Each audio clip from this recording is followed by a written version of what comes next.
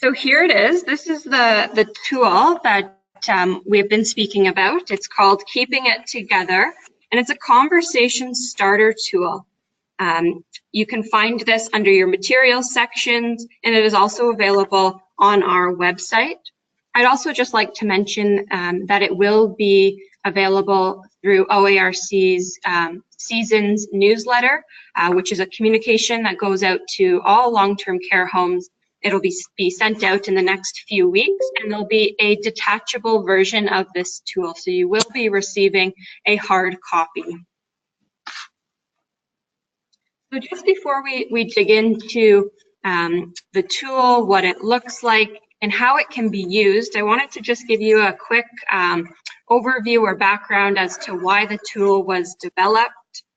So OARC and the Ontario Osteoporosis Strategy for Long-Term Care teamed up to really build and strengthen awareness and knowledge around osteoporosis and fracture prevention in long-term care. And really our overarching goal was to help promote good bone health among long-term care residents with the view of improving quality of life for all residents. So now we're going to dig into the tool itself. The next few slides really mimic exactly the information that is found on the tool. So this definition is found at the top of that green tool. It's the first piece of information that you see.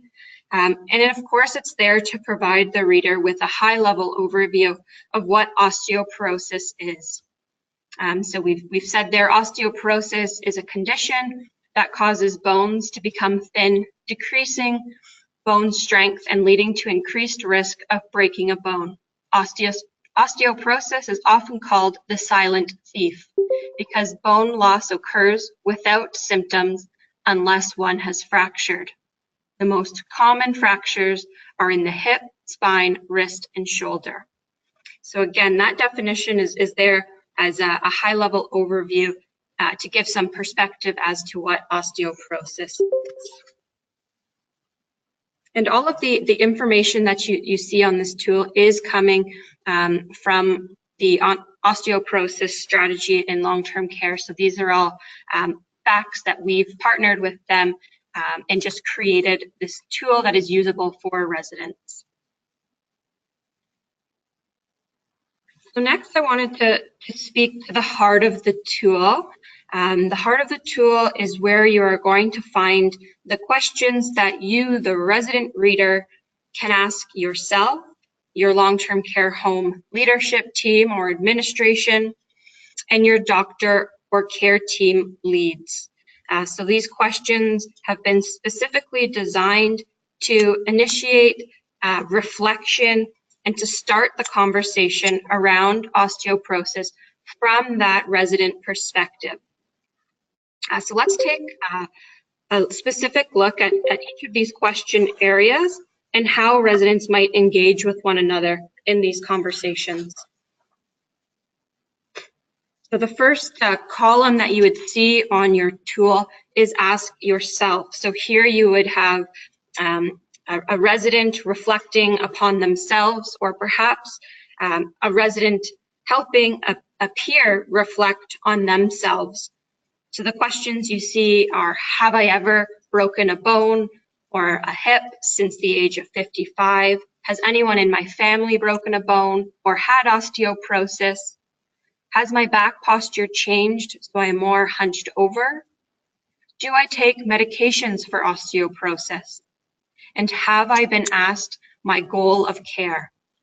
So again, these questions are there to prompt thinking, to prompt reflection. You don't have to have the answers to these questions, but it's that first stage of asking yourself, becoming aware of yourself before moving on to those next columns. So the next column is ask your leadership and administration. So again, this tool is meant for residents to be able to physically bring this one pager with them to have that conversation so that they are guided in the conversation and the types of questions they're asking to have a very informed and engaged conversation. So you see under this section, you may want to ask, how can we make sure residents have diets rich in calcium and vitamin D? How can we make sure residents benefit from vitamin D supplements?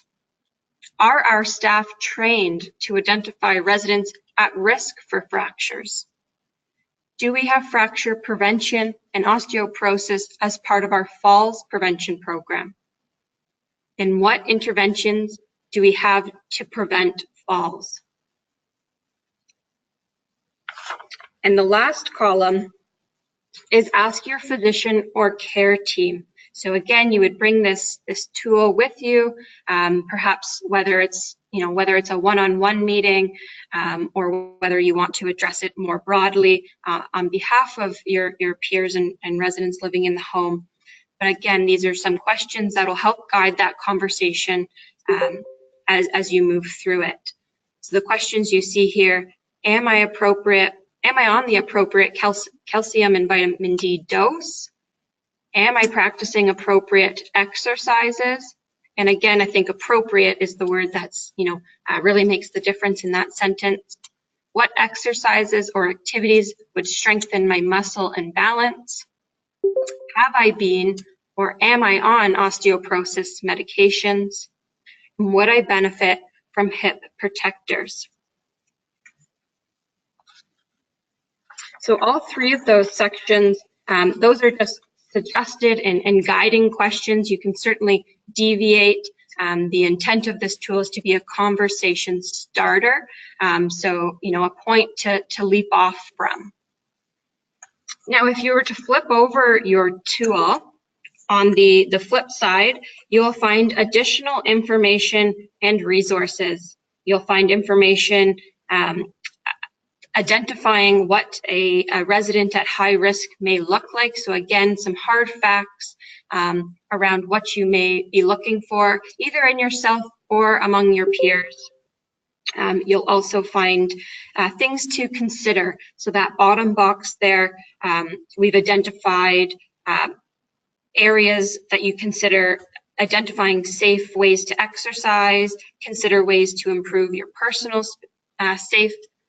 safety, and there's a ton more information that's available through our partners' website. So the Geriatric Education and Research in Aging Sciences Center, they have lots of tips, resources, resident stories, and toolkits. So I would urge you to visit that website and just have a peek through some of those additional resources and toolkits.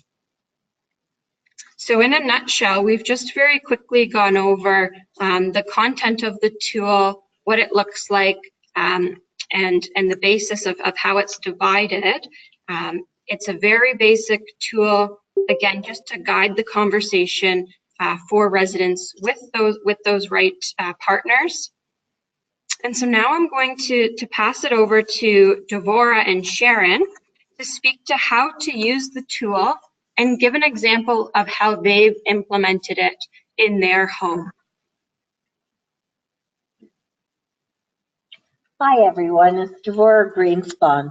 Here are a few ideas on how to use the Keeping It Together conversation tool. Make the tool available and visible on information boards, nursing stations, wellness centers, front desks for residents, families, volunteers, staff to see. Put it on your residence council board. Put it on all the boards throughout the home. Put it at the reception desk. Make it visible. Introduce the tool at residence council. You can add the tool as a topic to your agenda to raise awareness amongst your peers. And this is the question, ask yourself, is a really good way to get residents to think about whether they are susceptible to falling or whether they have osteoporosis. And between the peers, you can start a discussion and awareness becomes very visible at that point. You can host an education session for residents or an open education session for all to introduce the tool and show them how to use the tool. Well, I'm planning an education session and I'm going to invite the Director of Care to address the medical problems. I'm going to include the dietitian and the dietary manager to address the food problems, making sure that people have enough calcium in their diet. And I'm going to include the physiotherapist who has tips on how to prevent falls and things you can use to soften the falls. Right now in the home I'm in, beside each bed, the beds are lowered as close to the floor as possible, and there are fall mats beside each bed, so that if a resident falls, the fall is not as sharp and it sort of deadens the fall, so there could prevent a fracture. And also, I'm going to include the Assistant Director of Care because she's the one in the home I'm in that runs an education for fall prevention for the staff. Or you may even bring the tool to quality meetings or food committee meetings, again, to help guide the conversation. So now we'll pass it over to Sharon Cook to provide an example of what this session looked like in her home. Good afternoon, everybody. It was a real pleasure to do an osteoporosis panel at our resident council meeting. The panel included the supervisor of care, food services supervisor, and dietary and the physiotherapy. The physiotherapist was missing, but he had given me his answers to the various questions prior to the meeting, so that way he wasn't. Residents were both audience and lived experience participants. Questions were asked to residents. How many of you had a broken bone? And a number of them raised their hands. Has your posture changed? Quite a few agreed that they had. Do you take medication for osteoporosis? Is this documented in your plan of care? And it was amazing how many people actually didn't realize that these type of things were documented in their plan of care. Are you at further risk for fall? Most of them answered yes.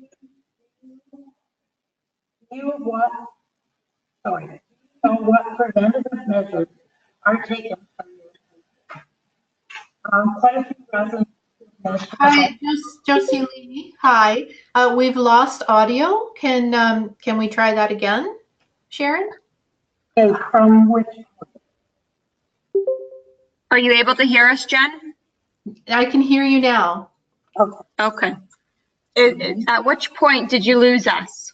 Oh, just a few lines ago. Okay. So let's start with this last one.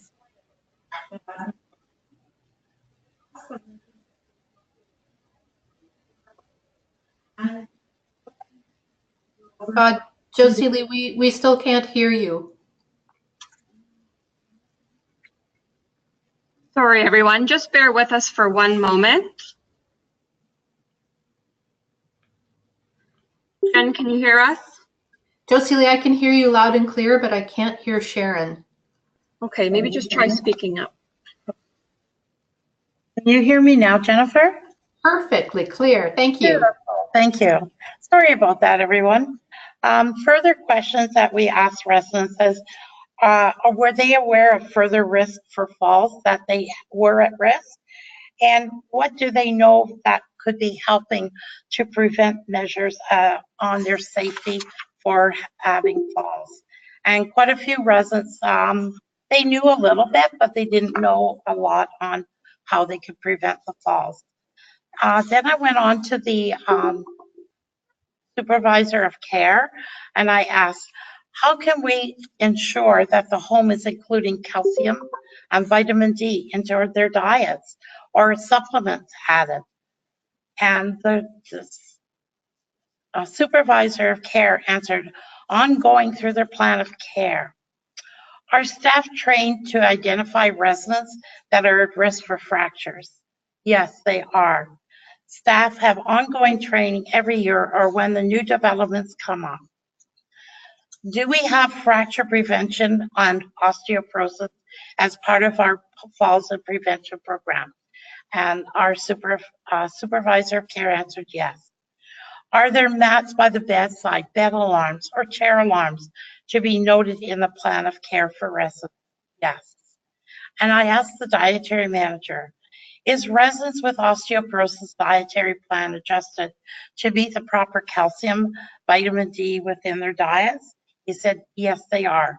Through their assessments in their plan of care, each individual resident is assessed through the dietitian, and everything's noted in their plan of care. And that relates back to when the meals are prepared. Through the physiotherapist, I asked, in long-term care, does each resident get assessed accordingly to the diagnosis, especially residents who have osteoporosis? He said yes. Residents are assessed by the PT and plan accordingly if they have diagnosis with osteoporosis. Therefore, their exercise plan is planned accordingly. There was a discussion on lived experience with the residents and also with the panel. The SLC, she was very eloquent in expressing her lived experience with osteoporosis. Living with a genetic bone disorder, I learned the importance of bone health from a young age. My first of many, many fractures was when I was only 7 years old, playing cards at my aunt's house, when the simple act of bending over to pick up a dropped card was enough to fracture my wrist. And since then, as I aged, I had many, many fractures. Okay, so there you've just heard an example of one way that the tool was introduced in an education session style, where Sharon had a panel where she had asking the residents, so under each of those columns, asking the resident, asking your leadership and administration, and asking your care team. So that was a very applied version of how to use this tool. But as Devora mentioned a few slides back, there are lots of simple ways to get the awareness out there. Simply by having the tool visible and available is an excellent place to start.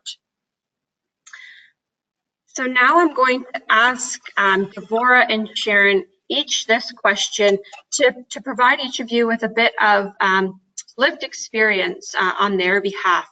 So Devora, if I could just ask you to answer, why is osteoporosis awareness among residents important? Well, if you know that you have osteoporosis and you're prone to fracture, then I think you have to have a care plan to work with that knowledge. I will go from a personal point of view here. Personally, I have osteoporosis.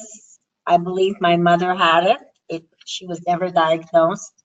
But when I ask myself some of the questions, yes, I fractured my wrist. I fractured my shoulder. I had spine problems. And I have been diagnosed with severe osteoporosis. I was one of the fortunate ones that I was put on Forteo. I got a shot for 2 years every day. And now I'm on Prolia, which is a maintenance. And this has strengthened my bones up to 6% when I had my bone density test.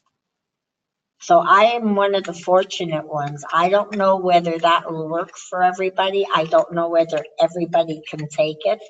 But I also know that it was very important for me, and this is for younger people, to make sure that they get either Actonel and take it well, now that's new. You don't have to take it every week. You could take it once a month. As far as I'm concerned, I think that you have to be aware and you ask yourself these questions and you have a voice. If you feel that there's something wrong, then you need to ask yourself these questions. And if you answer yes to them, then you need to make sure that your illness is part of your care plan. And also physio as well, because I also do balance exercises 3 times a week to keep my balance and improve it. Thanks, Deborah. So Sharon, I'm going to ask you to answer the same question. Why is osteoporosis awareness among residents so important? The reason it's so important for me is for many years since my early 20s, full late teens, I would suffer from what they call splint fractures. A lot of fractures in my ankles, my wrists, and my shoulders. I have to wear an air boot or a wrist splint for a couple of months at a time to allow a healing process. I went through many years of this from the time I was very young. I'm now in a wheelchair. I'm not able to walk, but even though in a wheelchair, I'm still getting splint fractures in my wrists and my shoulders. This occurred mostly after certain things happening in my life, and mostly through my female cycles. During hormonal changes, it wasn't until after my hysterectomy that I really knew that it was very progressed. I get quite a few bone spurs around my various joints as well. When I fractured my leg, it became quite severe. Even now, although I'm not walking, I still get all kinds of little fractures, just at very small tasks. This was a very important experience facilitating to our resident council with our SOC, dietary and physio. The role playing with the panel brought the whole session alive and started a good discussion, and residents participating on their own well-being. This was excellent to hear it from their voice as well. This insight is important for all residents to know that when they need to be part of the decision-making of their health and their plan of care. Without their voice, they're not going to have differences and people won't be able to help them as well. They need to be part of their plan. Thank you both very much. I'm now going to ask our Executive Director, Dee Lender, to pop in and make a guest appearance to conclude our session together today. Thanks, Josie Lee. Thanks, Sharon. Thanks, Deborah. So this webinar that we're all privileged to be a part of today is the culmination of many months of work. So thank you, Sharon, and thank you, Deborah, for offering up your time and your lived experience, expertise to this topic. So, you know, this is one tool on one topic that serves residents well in this day of culture change. The benefits of using the tool are many. As residents become well informed about this very important topic and how to speak knowledgeably about it, they move from being passive recipients of care to active participants in their own care.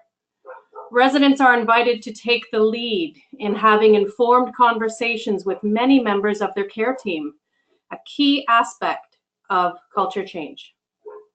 As residents have tools and information to speak with co-residents about osteoporosis, they all become better equipped to provide peer support to one another.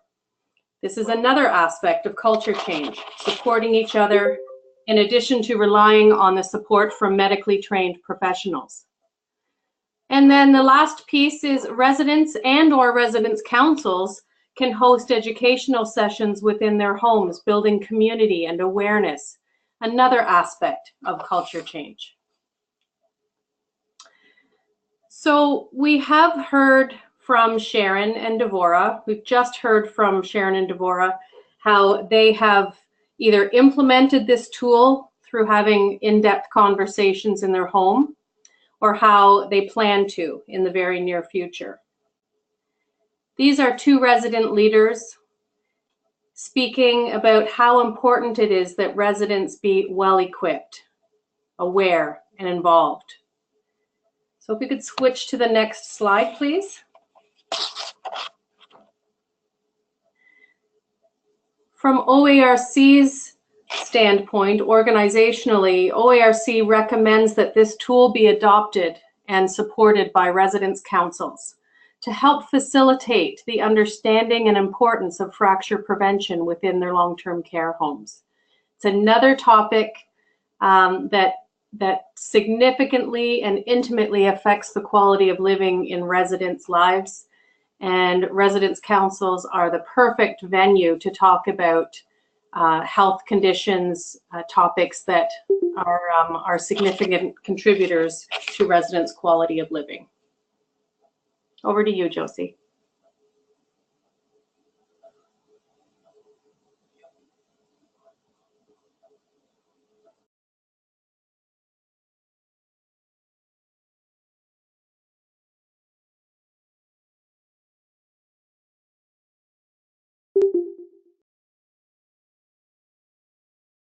Okay, sorry about that. I had to get myself unmuted.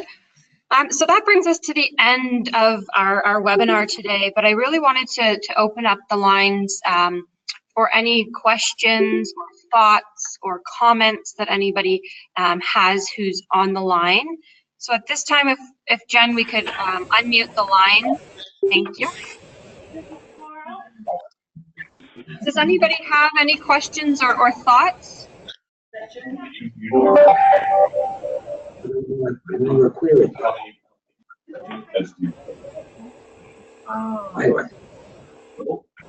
Yeah, maybe more.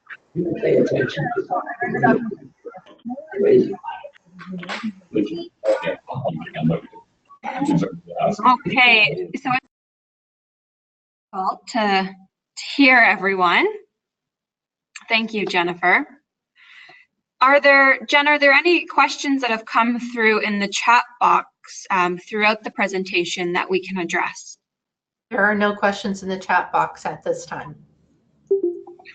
Okay, so if there's no questions, I'll bring it to an end. I would like to thank everybody for joining us this afternoon. I'd like to thank my co-facilitators, Sharon and Deborah, for participating in this webinar with me. And I'll just remind everybody, again, that the tool is available on our website. You will be receiving a hard copy of it through our Seasons newsletter, and it is available to download in the materials section of this webinar. So thank you so much for your time today, and bye for now.